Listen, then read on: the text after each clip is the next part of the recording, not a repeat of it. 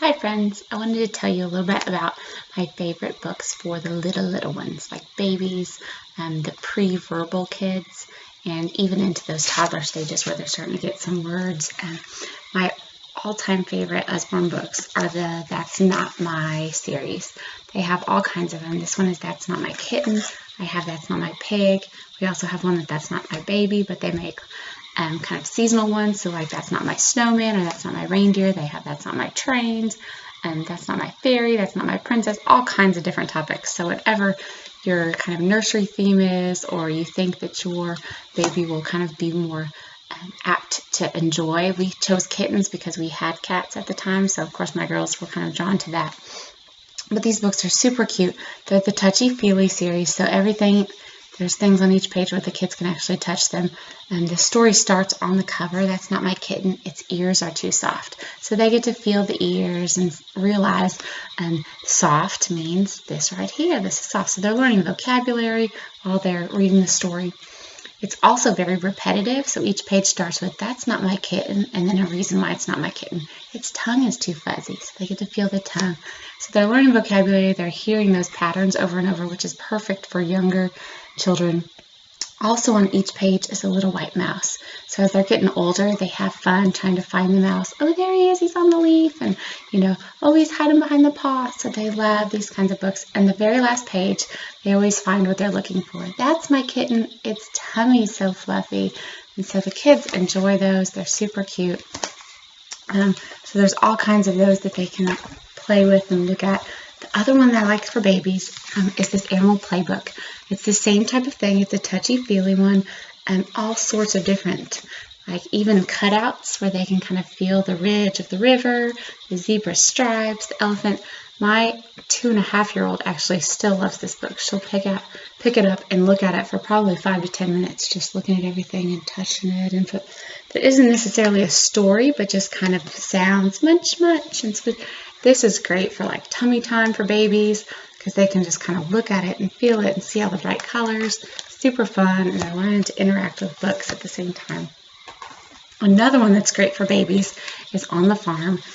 This is actually kind of 2 books in one. So if we look at just kind of the regular book, there's beautiful color pictures, animals, they can kind of look at it. But it also opens up to black and white pictures, which you may know black and white is great for babies because they can see patterns and they distinguish between shapes. So these are kind of fun just for learning animals, but also just those black and white colors. But then when they get a little bit older, you've got the colors in there, and that one's a good one for tummy time too. So I also like this Ocean Animals book. This is kind of an interactive one too. Each page is like, can you find me? I'm hiding somewhere. And then the other page has these little flaps where they get to see the different animals. And they're looking, nope, that's not the same. And so they're learning to compare and look at things also. And then over here, the last one, you found me. It's the turtle from the other page. So each one has those flaps, and then you just go, and they all close back. But there's lots of those in there. They enjoy looking through those. The last one that I like is for a little bit older kids. This edition is actually out of print, but they have a bigger one and it's blue. It actually has more stories. This was the little book of Farmer Tales, and they have a big collection now that has 20 stories in it. But they're all about the same characters that live on Apple Tree Farm. So the kids get to know those characters and all this kind of funny and eventful things that happen on the farm. But I like this series because at the top of the story is a short little sentence that goes along with the story.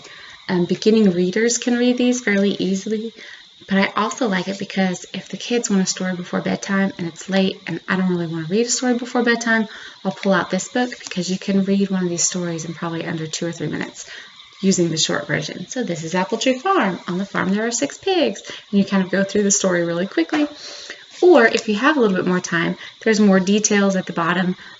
This is Mrs. Boot, the farmer. She has 2 children called Poppy and Sam, and a dog called Rusty. So you can elaborate on the story, tell them a little bit more, take your time, enjoy this.